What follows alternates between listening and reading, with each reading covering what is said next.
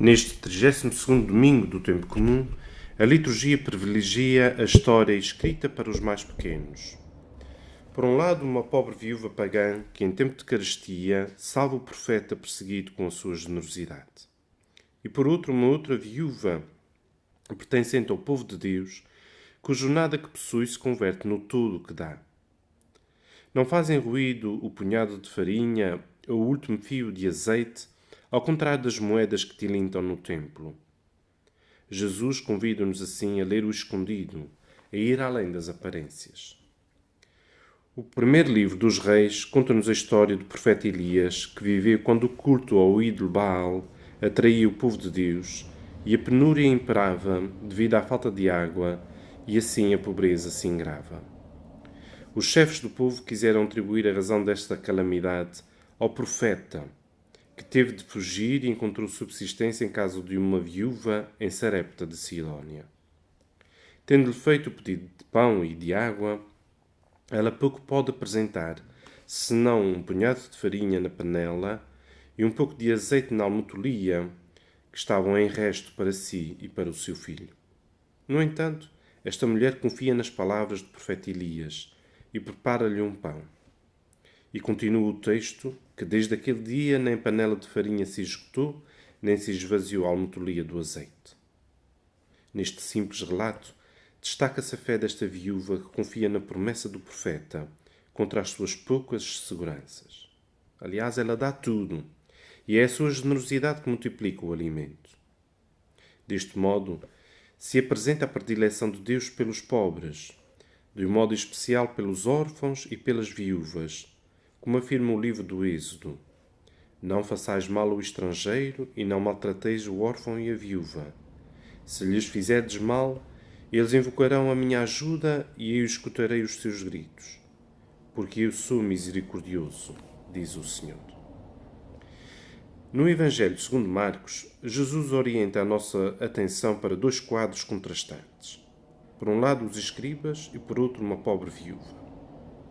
Os escribas, supostamente conhecedores e especialistas da lei, apenas gostam de exibir longas vestes, de receber os cumprimentos nas praças, de ocupar os primeiros assentos nas sinagogas e os primeiros lugares nos banquetes. Uma vida de hipocrisia esta, como casta separada acima do comum dos homens. Pensam-se melhores do que os outros. Pior que tudo, devoram a casa das viúvas, protegidas pela lei, com o pretexto de fazerem longas rezas. Por outro lado, uma pobre viúva que, sem se fazer notar, oferece tudo o que possuía, cumprindo exemplarmente a lei que não conhece nem é especialista. Oferece 2 moedas de quadrante, uma quarta parte de um asse, a moeda mais baixa a ser emitida durante o Império Romano, cerca de 6 minutos de um dia de trabalho. Isto é, não tem quase nada. E mesmo assim dá tudo. É impressionante esta generosidade. Ao contrário dos ricos que deitavam quantidades avultadas, talvez impressionante pelo valor das suas muitas moedas a tilintar na caixa do templo. Ela, pelo contrário, faz sem se notar. É marcada pela humildade. Somente Jesus repara nesse gesto, como acontece ainda hoje e sempre, através da generosidade feita em segredo. E o mais interessante é que ela não conhecia Jesus, mas vive como o Evangelho. Nela impera a sinceridade, no oposto à hipocrisia dos escribas. 2 virtudes intimamente unidas nesta mulher, a humildade e a caridade. Aquilo que fazem estas mulheres é realizado de forma paradigmática em Jesus, que se ofereceu a si mesmo como único sacerdote para destruir o pecado de uma vez para sempre. Dá-se na totalidade por amor aos homens e à vontade do Pai. A reflexão para nós é muito simples. Como é a minha religiosidade?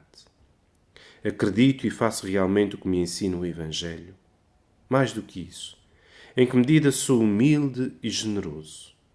Renuncio ao que tenho e ao que sou em favor de Deus e dos homens, como estas pobres viúvas? Na verdade, o amor não tem medida e a humildade é o seu selo. Um bom domingo.